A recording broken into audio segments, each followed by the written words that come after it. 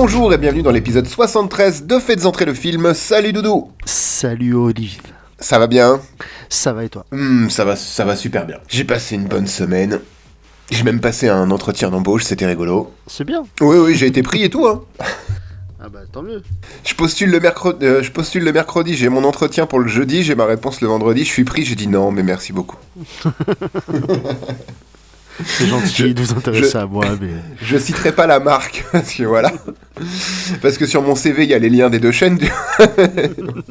Et merde, voilà, je suis grillé, ça y est. Et ouais. Bon, le surgelé, hein, si vous nous écoutez. Si jamais Pôle emploi t'écoute, t'es dans la merde. J'ai le droit de refuser, il proposait 33K à l'année, je vais pas dire oui. Et toi, Doudou, comment tu vas? Moi, ça va. Quel connard. Non, mais fun fact, parce qu'on fait une émission de cinéma et il y a pas longtemps, j'ai été au cinéma voir l'avant-première donc, de Suzume. Et c'était avec le réal en guest, Makoto Shinkai, qui est le réal de Your Name, pour ceux qui connaissent. Et c'était vraiment très très bien. Il m'a envoyé une photo, il était beau. Ouais, il était loin. Mais c'était top. Et puis, Grand Rex, quoi. 2700 places. et ouais, c'est une des plus grandes salles du monde. Hein. Et quand t'as 2700 personnes qui applaudissent l'arrivée du Real, c'est quelque chose quand même. Ouais, je pense que je vois la salle, laquelle salle c'est au Grand Rex. J'avais été voir, qu'est-ce que j'avais été voir? J'avais été voir Émilie Simon avec un orchestre de chambre qui reprenait... Ouais, c'est ça. C'est une salle où que tu peux... En fait, il y a du théâtre et tout, machin. Mais juste pour parler de Suzume 2 minutes, c'est quand même l'histoire d'amour d'une personne, d'une lycéenne avec une chaise. Et rien que pour ça, c'est fantastique. Pardon. D'une chaise à 3 pieds. Oui. Ah, ça explique un tas de choses. Oui. Non, mais si vous voulez en savoir plus, allez voir le film, il sort dans 2 mois. Donc c'est bon, vous avez le temps de vous y faire. Mais quel crâneur en plus. Ouais, bah, dans 2 mois, ça va aller. Moi, je l'ai vu avec le Réal. Ouais, je l'ai vu avec le Real qui était assis à côté de moi, ça c'est pas vrai. Et il m'a tapé le genou, après, il m'a fait... il parlait, je comprenais... Bah oui. Mais c'était sympa, c'était une bonne expérience. Et voilà. Donc, je vous rappelle que Kev et moi, nous avons également une deuxième chaîne, la chaîne Kev et O, K-E-V espace E-T espace O, où nous produisons des vidéos à raison d'une vidéo tous les vendredis à 18h, hein, qui se veut à but rigolo, humoristique et peut-être de temps en temps un peu plus sérieux. Ah non, et non lucratif. et lucratif. Nous avons également ouvert un Utip, vous pouvez vous abonner, l'abonnement Utip est gratuit et vous pouvez soutenir en faisant un don si vous le voulez, et vous le pouvez. C'était l'instant promo. L'instant promo est terminé. Doudou, de quel film allons-nous parler aujourd'hui? Aujourd'hui, nous nous retrouvons dans New York pour le plus grand huis clos de l'histoire. Et oui, dans une cabine téléphonique, parce qu'il y a quelqu'un de bizarre qui vient d'appeler. Nous sommes dans Fun Game. Je me suis encore goûté, mais c'est pas grave, on va y aller. Chut, c'est bon. Ok, donc oui, Fun Game, un film de 2002 réalisé par Joel Schumacher avec un budget de 13 millions de dollars. En tête d'affiche, nous retrouvons Colin Farrell, Kiefer Sutherland, Forest Whitaker, Radha Mitchell, Katie Holmes, Tori Kittle et Richard T. Jones, et quelques seconds rôles dont on va se passer. C'est un film qui a la particularité d'avoir été tourné entièrement à Los Angeles, alors que ça se passe à New York, et entièrement dans sa chronologie. Ce qui en fait déjà une petite originalité. Et évidemment, c'est un succès puisqu'il a rapporté pas loin de 98 millions de dollars au niveau mondial. C'est donc un succès commercial. Oui. Merci. J'attendais l'approbation, j'attendais le coup de tampon de Kev qui dit oui. Que j'avais vu au cinéma. Et ça me fait tout bizarre de me dire ça, parce que le film est sorti en quelle année déjà? 2002. Oui, c'était il y a donc 21 ans. Donc, j'étais vraiment petit. Enfin, petit, ça va. Je commençais l'adolescence, la préadolescence. Et ça me fait bizarre de me dire que je l'ai vu au cinéma, j'avais 12 ans. Donc, je suis pas sûr d'être le public. Je pense pas que t'étais le public peut-être cible au départ. C'était une surprise pour moi de voir que c'était Schumacher en fait qui l'avait réalisé quand j'ai regardé le film pour l'émission. Hein.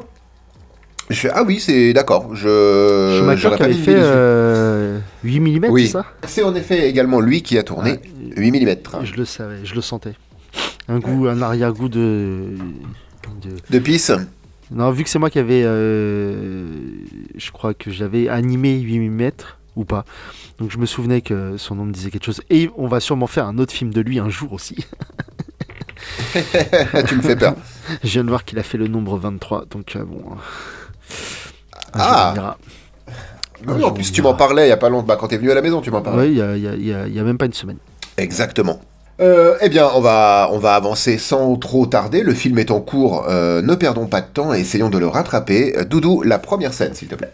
Alors la première scène, ça s'ouvre par... enfin, il y a une voix off. Et il y a... on voit un satellite. Il va y avoir... ça rentre... Je sais plus si ça rentre dans le satellite, mais il y a beaucoup... On voit les composants, on voit New York en composants électroniques et tout. Et la voix off nous explique que il y a énormément de lignes de téléphone dans New York, genre il y a 12 millions d'habitants de New York, il y a une personne il y a 11 millions de lignes je crois, un truc comme ça, il y a un tiers de ces personnes-là qui ont des téléphones portables. Il faut s'imaginer que c'est en 2002, donc le téléphone portable est pas du tout répandu aujourd'hui. Je pense que voilà, c'est le film aura un autre goût aujourd'hui. Mais voilà, donc cette voix off nous explique que voilà, il y a beaucoup de nanana, et ça nous introduit au personnage donc de Colin Farrell qui, au départ, on sait pas trop ce qu'il fait. Il est avec un mec, il est au téléphone et on sent que c'est un attaché de presse, un agent. Oui, un agent, c'est ça. Oui, il est pas dans, il se revendique pas attaché de presse, c'est un agent. Ouais, c'est un agent. Ouais, enfin, c'est un escroc surtout, mais ça, on y arrivera plus tard. Et voilà, lui, il est au téléphone, et fin de la première scène, je pense. Et tout à fait, oui, fin de la première scène. On part vraiment d'un gros... ça zoome, en fait, quelque part. On part du ciel et ça décline un peu sur les fameuses lignes téléphoniques pour arriver à quelqu'un qui téléphone, globalement. Et ça va être notre personnage principal d'ailleurs, ça va être Colin Farrell qu'on va suivre tout du long de ses péripéties dans une cabine téléphonique. Alors, pour les plus jeunes qui nous écoutent, qui sont au nombre de 2, parce qu'on sait à peu près la moyenne d'âge des personnes qui nous écoutent et c'est pas ça, normalement vous savez ce que c'est. La cabine téléphonique, c'est l'ancêtre des téléphones portables. Ça ne se portait pas, c'était fixe, et il y en avait partout dans toutes les villes. C'était des grosses cabines, un peu comme des chiottes publiques, sauf qu'on téléphonait dedans. Alors, certains pouvaient aussi pisser dedans, mais principalement ça servait à téléphoner. Oui. Encore une fois, l'approbation de Kevin me fait très plaisir. Oui. Juste avant qu'on entre dans le film, moi j'aime beaucoup aussi comment on appelle ça, l'affiche du film. Elle a un côté vieux film, je trouve. Oui, très très. Et elle me fait penser je pourrais te dire qu'elle me fait penser à d'autres films. Elle me fait penser à d'autres affiches, mais je pourrais pas te dire lesquelles. Vraiment, j'ai l'impression que cette affiche, elle a été dupliquée ou que c'est elle-même un repompage d'un autre truc. Parce que tous ces carrés... C'était trending, en fait, à cette époque-là. Ouais, il y avait, sur ce genre de film, un peu thriller, action, ou même comédie romantique, t'en avais aussi des un peu comme ça. Hein. Oui, voilà, c'est plein de cases de couleurs différentes. Voilà, donc oui, c'est tout à fait... Mais je l'aime beaucoup. Bienvenue dans notre émission spéciale, les affiches de films en ASMR. Les affiches de films. Ah, en ASMR. J'essaie de ronronner, j'y arrive pas trop. Non, c'est ça qu'il nous faudrait, hein. C'est un chat. Avec un chat, on devient les rois du pétrole. Je pense qu'en termes de débat, on sera toujours sur le même niveau. Mais il nous apportera un petit côté mignonnerie. Oui, c'est ça, exactement. J'ai bien compris, hein, sur TikTok, si tu veux être le roi du pétrole, soit tu mets des nichons, soit tu mets des chats. Et normalement, c'est bon. Donc on va pas faire ça. Bah, ça va être compliqué, quoi. Quoique des chats, moi, normalement, j'en ai un élevage, mais bon. Oui, moi, je peux en sortir un ou deux aussi, mais... Oui, toi aussi, oui, bien sûr. Après, on peut montrer notre cul, mais c'est beaucoup moins attrayant, quoi, j'ai envie de te dire. Non, on garde ça pour notre OnlyFans. Oui, exactement. Hey, hey. Tous les moyens sont bons pour faire de l'argent. Eh oui.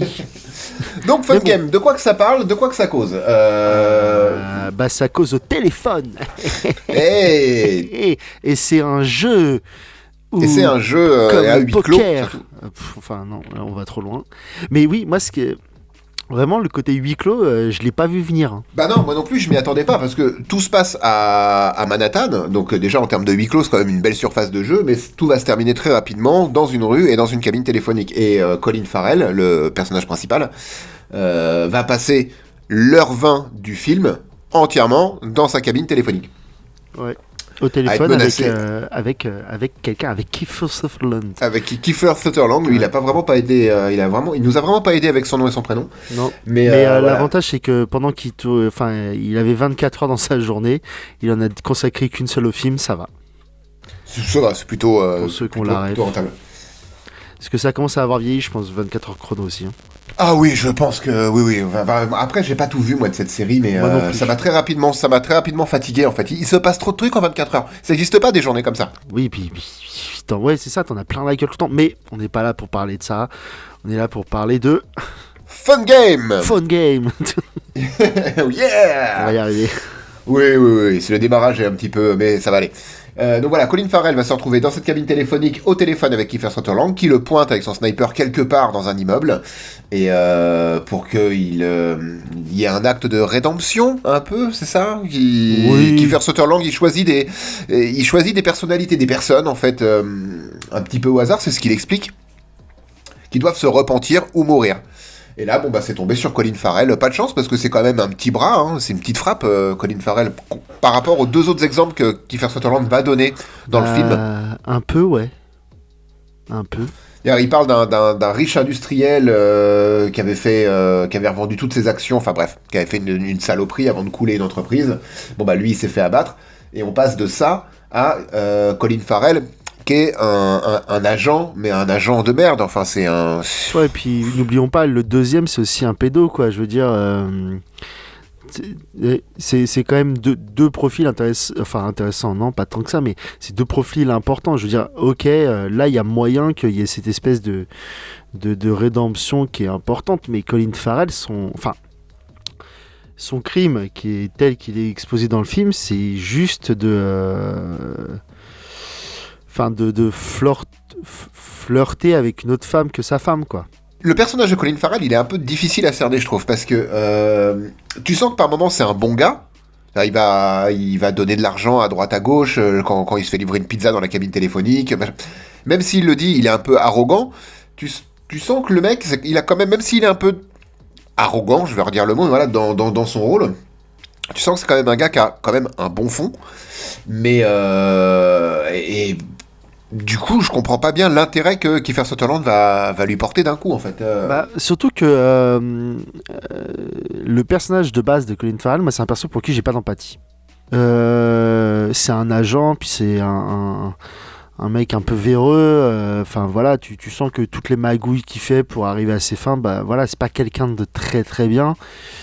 Et son métier l'y oblige, et puis lui, vu comme tu dis, il est déjà de base arrogant. Et le fait que le sniper l'ait pris pour cible et qu'on voit l'évolution du truc où voilà, il veut pas avouer ses fautes et le dire à sa femme, mais il est mis sous pression. À la fin, t'as de l'empathie pour lui. Tu te dis merde, putain, il méritait pas tout ça. Il méritait pas autant, en fait. Il méritait pas autant. Et encore une fois, tout à l'heure, tu disais que oui, il est pointé par le sniper parce que entre autres, il flirte un peu avec une de ses comédiennes. Mais il flirte, mais il s'est jamais rien passé. On comprend qu'il s'est jamais rien passé avec elle. On comprend qu'il aimerait vaguement parce qu'elle lui plaît, mais il s'est rien passé. Ouais, il nous fait une Weinstein, quoi. Mais sauf que lui, il a pas été au bout. Ouais, c'est ça. Et encore, j'en viens même à me poser la question, est-ce que finalement il aurait été jusqu'au bout? Ou est-ce que c'était pas juste le plaisir de savoir que tu plais, tu vois? Moi, je pense que c'est plus ça. Après, je sais pas, on extrapole un peu, mais parce que t'as l'impression que ça fait quand même quelques temps qu'il flirtouille avec et qu'il s'est jamais rien passé. Et t'as vraiment l'impression que lui, c'est juste qu'il veut se sentir désiré. Oui, je pense qu'il y a un côté un peu Mathieu. Voilà. Parce que je pense que sa femme est, sa femme elle bosse elle a l'air de bosser dans une boutique. Enfin, c'est beaucoup plus terre à terre. Sa femme, ça a l'air d'être un peu plus plan-plan, j'ai envie de te dire. Mais oui, moi je pense que c'est ce côté, vu comme il dit, il paye des costards italiens des milliers de dollars, c'est juste pour être mis en valeur. Je suis même pas sûr qu'il aurait franchi le pas. Donc c'est ça, en fait, c'est un m'as-tu vu, en fait. Il a que l'apparence, mais il n'y a rien derrière. Par contre, toute la première scène d'exposition, jusqu'à ce qu'il arrive à la cabine téléphonique, où il parle avec, il est au téléphone, il a 2 téléphones, il a un secrétaire qui paye pas, évidemment, etc. Parce qu'il c'est un stage, et il le paye en lui apprenant les choses. Il le paye en visibilité, quoi. Ah, j'adore ça. Je sais plus ce que je voulais dire, mais il est débrouillard en fait comme garçon. On te le montre débrouillard parce qu'il va quand même tout au long de cette scène d'exposition. Au départ, on lui dit non pour, il se prend des râteaux avec différentes agences, etc. pour placer des artistes. Et au final, en magouillant un petit peu et en mentant à 2-3 intervenants, il arrive à placer qui il veut, où il veut, quand il veut. Donc, et je pense que c'est comme ça un peu dans le métier. Surtout quand t'es un agent de seconde zone, tu vois. Donc, il n'est pas si méchant que ça. Et je le trouve plutôt présenté comme un gars, m'as-tu vu, mais débrouillard. Parce qu'il arrive quand même, avant d'arriver à sa cabine téléphonique, il a réglé tout ce qu'il devait à régler avec ses téléphones, quoi. Ouais, en fait, c'est ça, oui. C'est un agent de seconde zone qui essaye de faire tout ce qu'il peut pour s'en sortir. Et voilà, mais il met quand même bien antipathique au début du film, parce que, comme tu dis, avec son attaché presse, là, son stagiaire, et qui lui, en gros, il le paye par l'expérience. Et tout ça, en fait, ce personnage, il a rien de plaisant, il est pas... Mais c'est pas un personnage non plus ultra détestable, faut aussi se l'avouer. Oui, non, bien sûr, bien sûr. Et puis je pense que c'est aussi, ça vient aussi de la performance de Colin Farrell, hein, qui est très bien, il est très très bien dans le rôle. Oui. Donc en face de lui, on va avoir Kiefer Sutherland, qu'on ne voit quasiment pas voir de tout le film, même genre, on ne fait que l'entendre. Dernière scène, où on l'aperçoit de façon floue. C'est lui qui va être un peu notre narrateur en même temps. Et cette dernière scène, j'aimerais qu'on en parle plus tard. Pour moi, elle peut pas se produire, mais on en parlera plus tard. Je suis un peu d'accord avec toi. Je pense où tu veux voir, où tu veux. Je vois ce que tu veux dire. En vrai, oui. Donc on a Kiefer Sutherland, donc le sniper, le justicier. Moi, j'ai envie de l'appeler parce que c'est comme ça qu'il le revendique. Il le dit pas, mais je pense que dans sa tête, il s'imagine comme ça. Oui, je pense qu'il y a un petit côté comme ça. Il y a un petit, un peu comme Jigsaw, le tueur dans Saw. Il pense faire une bonne chose alors qu'il tue des gens. Enfin voilà, ce qu'on va savoir, c'est qu'il a déjà tué 2 personnes avant, il en tue une 3e au cours du film. Enfin, il en tue même 4 en tout. Et c'est des gens qui... Enfin, il y en a 2 qui meurent, dont un, tu te demandes vraiment l'intérêt de les avoir tués. Colin Farrell se retrouve bloqué puisque menacé dans une cabine téléphonique. D'autres personnes vont avoir besoin de cette cabine, et essentiellement des péripatétiputes. Il va y avoir toute une scène avec des prostituées jusqu'à ce qu'arrive c'est un pizzaiolo. Il y a en fait un mec qui arrive et qui lui dit qu'il a 2 pizzas pour lui déjà payées, et Colin Farrell lui dit vas-y, casse-toi et bouffe-les. Et ce mec-là, on retrouvera son corps plus tard. Et après, t'as l'espèce de proxénète qui, lui, est abattu une balle dans le dos quand il allait faire sortir de force Colin Farrell, c'est ça. De la truc. Alors lui, je peux comprendre le fait de le tuer. Ça met un coup de pression à Colin Farrell en le culpabilisant, en disant c'est de ta faute. T'aurais dû le respecter, il serait parti, alors que en vrai, même en le respectant, il serait pas parti, parce que ces 3 employés avec des grands guillemets lui cassaient bien les couilles. Et à la fin, quand les flics vont retrouver la trace du sniper, et qu'ils vont rentrer dans l'appartement, ils vont trouver donc des balles, des munitions, un fusil. Et un homme allongé, mort, le pizzaiolo, qui se serait suicidé parce que c'est lui qui aurait menacé Colin Farrell. Ouais. C'est comme ça qu'ils font tourner le truc pour qu'en gros, ok, il s'est suicidé, il n'y a pas plus de recherche que ça, et voilà. Mais celui-là, je comprends pas. Enfin, je comprends pour la logique du méchant, entre guillemets. Mais c'est pour un justicier, c'est quand même assez glauque. Hein. Oui, il est un peu sans foi ni loi, Kiefer Sutherland. Il veut apporter la rédemption à des personnes à qui il porte un certain intérêt, mais il n'hésitera pas à éliminer de sang-froid tout ce qui va être un obstacle entre lui et sa cible. Et on a notre 3e larron du trio, parce qu'on peut dire qu'il y a un trio. Oui, tout à fait. 2 personnages principaux, et le 3e qui est secondaire plus, c'est notre grand Forest Whitaker, que j'adore. Vraiment, lui, C'est un acteur que je trouve vraiment bon dans tout ce qu'il fait. Je l'avais adoré dans Panic Room. Panic Room, ouais, je l'avais beaucoup aimé aussi dans The Experiment avec Adrian Brody aussi. Oui. Et Le Dernier Roi d'Écosse aussi avec. Ah oui, c'était très très bien aussi, Le Dernier Roi d'Écosse.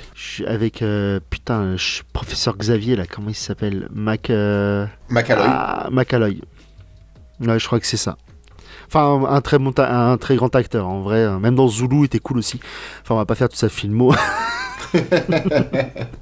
Mais et donc qui lui est le policier qui se décide d'être en même temps le négociateur alors que c'est pas son rôle et ça va créer des distensions au sein de la police, du petit remue. Et voilà notre trio. C'est lui qui va comprendre aussi en même temps, Forest Whitaker, c'est lui qui arrive sur les lieux où, vu qu'il y a un mort, en l'occurrence le proxénète, la police est appelée, la police arrive, Colin Farrell, dans sa cabine téléphonique, se retrouve face à un mur de policiers. S'il bouge ne serait-ce qu'un petit doigt ou qu'il veut sortir quelque chose de sa poche, il sait qu'il est flingué. En même temps, il est pointé par un sniper quelque part au-dessus de lui. Il peut pas le dire puisque Kiefer Sutherland est très clair avec Colin Farrell au téléphone, lui disant bien tu ne lui parles pas de moi. Et Forest Whitaker va arriver et va très rapidement et astucieusement même comprendre que le problème c'est peut-être pas forcément Colin Farrell. Ouais, c'est pas que Colin le problème. Lui c'est juste un petit con, mais ce petit con il est quand même, c'est lui qui est en danger finalement et lui il n'a rien fait, Colin Farrell, hein, il ne tue personne. Mais on va lui mettre sur le dos. Oui. On va lui mettre sur le dos le fait d'avoir tiré sur le proxénète, alors que pas du tout, il avait même pas d'arme sur lui. Et puis, il trouve un Glock au-dessus du. Enfin, c'est pareil, c'est une prise d'otage ultra bien préparée en vrai. Parce que l'autre il lui dit ouais mais attends, Colin il dit donc à Kiefer ouais mais j'ai pas d'arme moi, ils pourront pas m'accuser. Il fait attends, regarde dans le faux plafond. Il touche et ouais il y a un Glock et après même il lui dit ouais mais attends ils vont voir en termes balistiques. L'autre il lui dit un truc genre oui à l'explosion d'impact, je sais pas trop quoi. Alors moi, il utilise des balles à fragmentation, c'est ce qu'il lui dit, donc le sniper, ces balles ne laissent pas de traces, j'ai des doutes. Alors moi pour avoir regardé 2-3 faites entrer l'accusé, c'est pas le même calibre et à la distance où il aurait tiré sur le mec, la balle elle est encore dedans. Je pense, oui. Tu comprends vite que... Mais in media stress, un mec peut te raconter, je pense, à peu près ce qu'il veut comme connerie. Tu marches. Tu marches dans... Parce qu'au d'un coup, il lui dit, moi j'ai fait le Vietnam, et t'as Colin qui essaie de lui sortir tout un truc. Ah, le Vietnam, moi j'étais trop petit pour y aller, mais je comprends, ça a été déséquilibré. En plus, quand t'es rentré au pays, personne t'a accepté, tout le monde t'a craché dessus. Je comprends pourquoi. Et là, tu fais, mec, je me raconte, toi, j'ai eu une enfance heureuse. Donc en fait, c'est ça, c'est un jeu psychologique. Enfin, il y en a un, c'est un chat et sa proie. Complètement. Mais c'est vrai que j'avais oublié ce passage-là où Kiefer Sutherland parle du Vietnam et au final, après, lui, il rit au nez de Colin Farrell, enfin au téléphone toujours, lui disant mais non, mais mon enfance, elle était incroyable et puis moi aussi, j'étais pas né pour le Vietnam parce qu'il est pas si vieux que ça, en tout cas pour les besoins pour le film. Même sans les besoins du film, d'ailleurs. Oh, je pense que si, il est né sur la fin, il a pas pu le faire.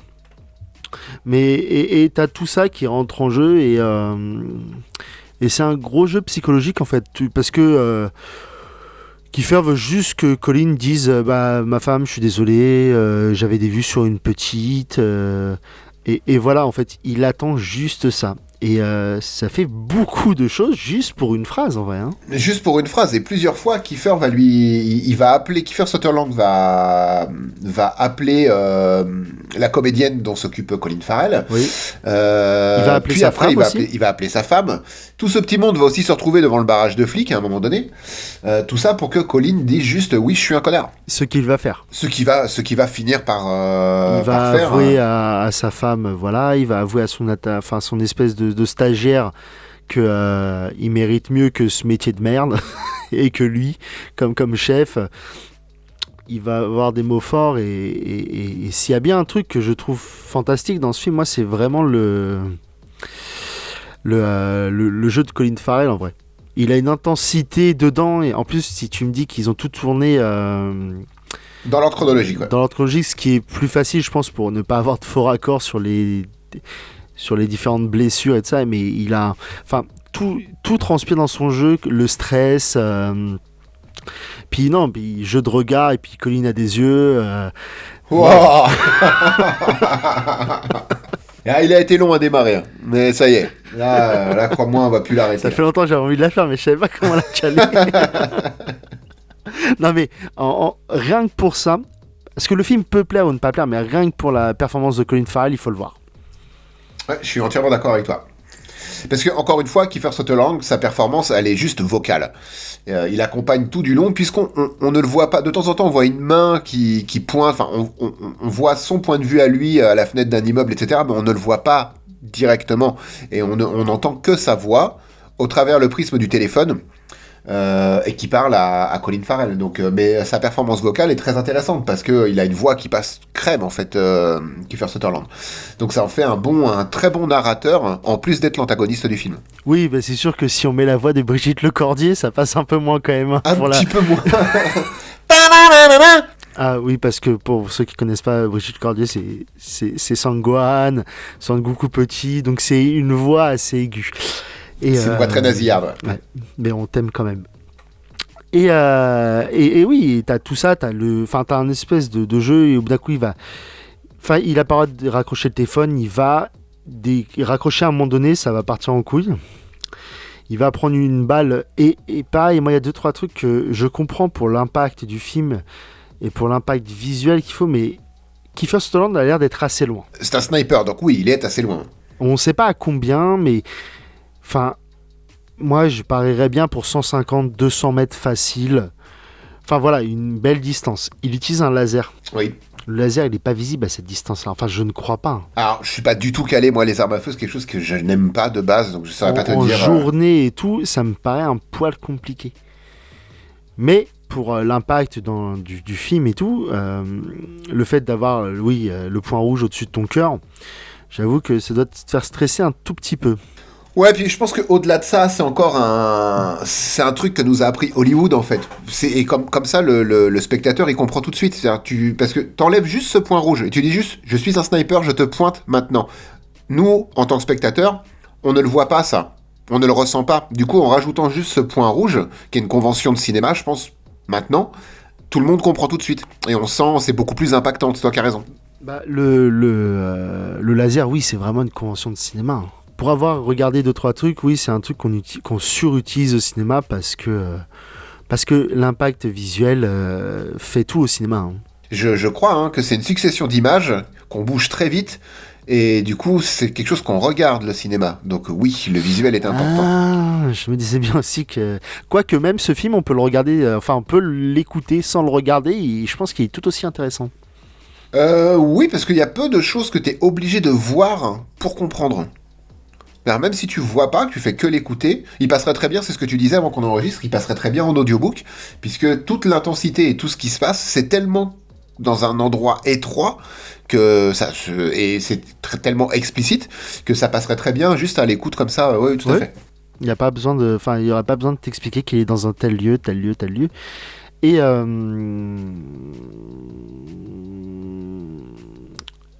voilà, c'était ce que j'avais envie de dire. Waouh. Je sais, c'était ultra pertinent, c'est compliqué de rebondir dessus. Comment repartir après ça ? Le film est très court, il fait 1h20 je crois. Et à part une succession de péripéties, et encore il n'y en a pas tant que ça, on va pas non plus digresser trop longtemps sur ce film-là, parce que je viens de le dire, il est court. Juste, j'ai l'impression que le film dure autant de temps que... l'action dans le film dure quasi autant de temps que le film en fait. Hein. Oui, ça doit jouer aller à... Oui, je pense que... Bon, je pense que ça dure un peu plus longtemps pour qu'il y ait autant de trucs, mais... T'as l'impression que ça se joue vraiment dans un mouchoir de poche. Tout à fait. D'ailleurs, je regardais un peu, le tournage n'a duré que 12 jours.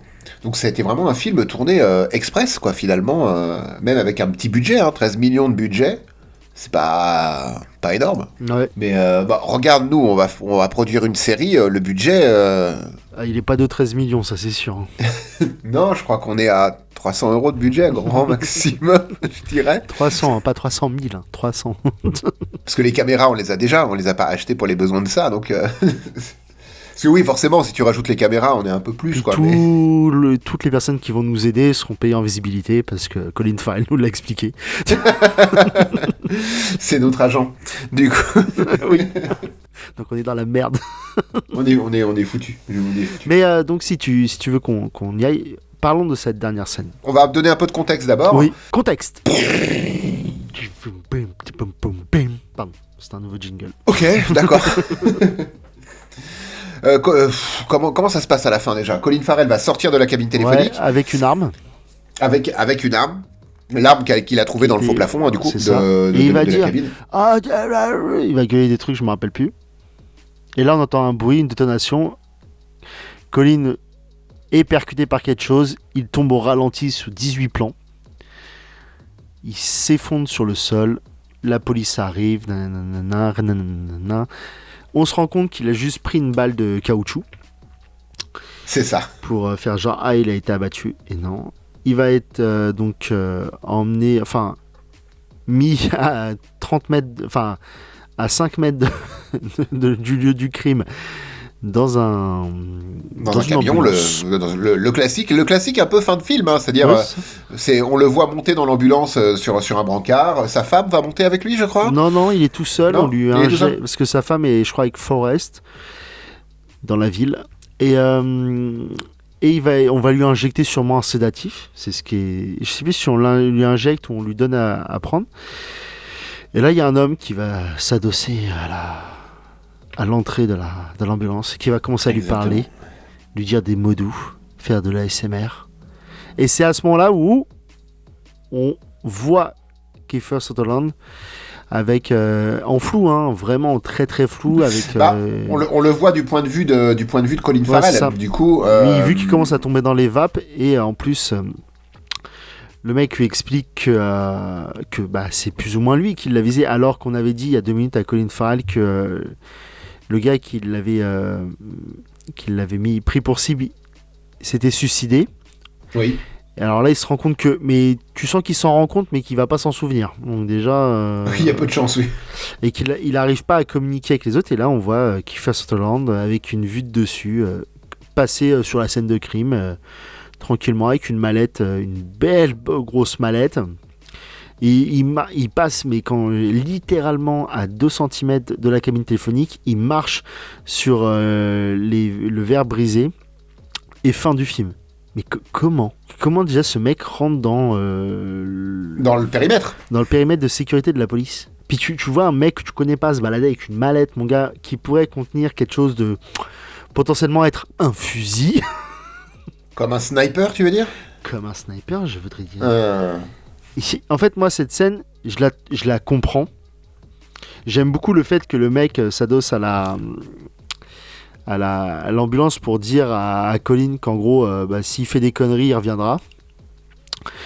Mais son départ là, sur la scène de crime, pour moi, ça me casse un peu du film. Ça me fait sortir un peu du truc et de me dire, c'est bien parce que tout avait l'air plus ou moins réel, et là vraiment, on n'a plus rien à foutre. J'avais pas remarqué, là je me suis remis la fin juste pour qu'on soit bien raccord, j'avais pas remarqué que quand Kiefer Sutherland arrive vraiment au pied de l'ambulance, qui s'adosse sur la porte de l'ambulance, il tient 2-3 mots à Colin Farrell. Ils sont tout seuls, hein. Il y a vraiment, l'ambulancier est descendu, il lui a fait son injection, il n'y a pas de contrôle.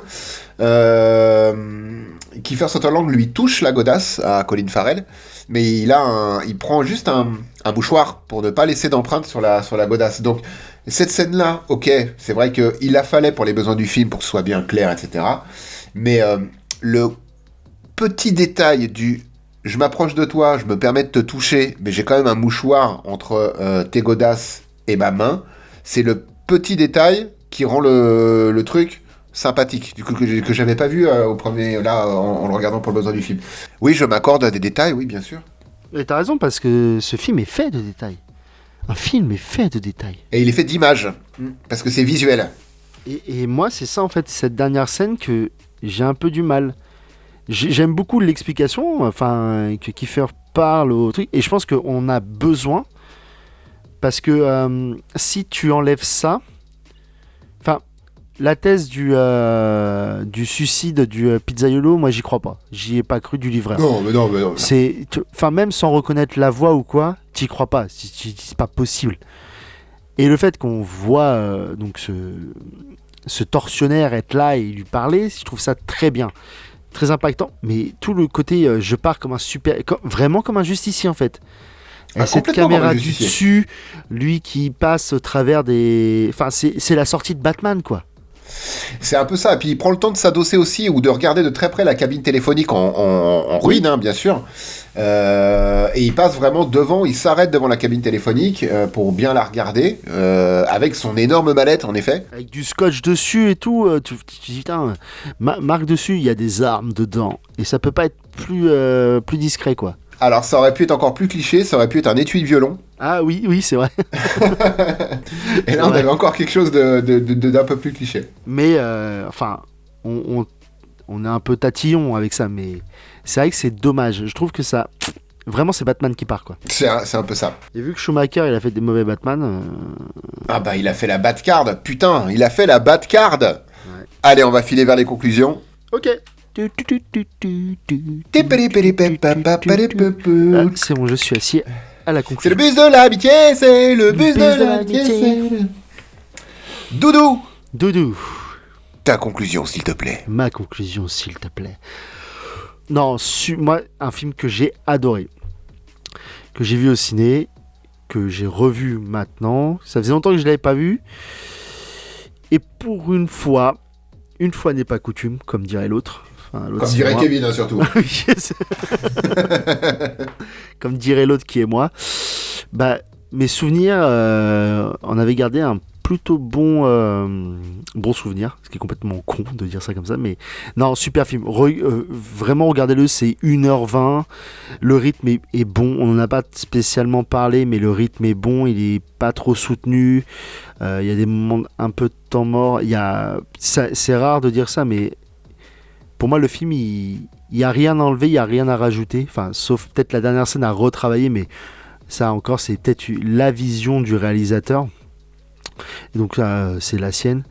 Mais il n'y a rien. C'est 1h20, on comprend qui est le personnage principal, on comprend ce qu'il vit. Ça fait jaillir quelques sentiments. Moi, comme j'ai dit, j'ai une évolution de mon empathie envers lui. Donc, 1h20, foncez. Foncez. Et toi, Olive ? Bah, t'as bien résumé la chose. C'est un film que vous pouvez voir vraiment. Allez-y, foncez. Le rythme, c'est vrai qu'on n'en a pas parlé, mais le rythme, c'est juste ce qu'il faut. Le film est pas trop long. Le film prend le temps de se poser, parce qu'à un moment donné, ils sont que deux, hein, enfin 3 avec Forest Whitaker, donc on peut pas... les caméras prennent le temps, la réal est posée quand il faut, elle devient plus nerveuse et très caméra à l'épaule par moment. Et il n'y a pas trop de scènes de tension, mais il y en a suffisamment pour vous générer des émotions. Et ça fonctionne très bien. Et il n'aurait pas mérité à être plus long. Donc c'est vraiment du tout bon, du début à la fin. Donc foncez voir ce film. Je l'ai vu en VO et en VF, mais vraiment, si vous voulez rigoler un peu par moment, la VF est rigolote, surtout quand il y a l'intervention des prostituées, parce que alors, vraiment, on marche sur la tête en termes de traduction et d'intensité de jeu. Mais sinon, regardez-le en VO, bien sûr, ne serait-ce que pour la voix de Kiefer Sutherland.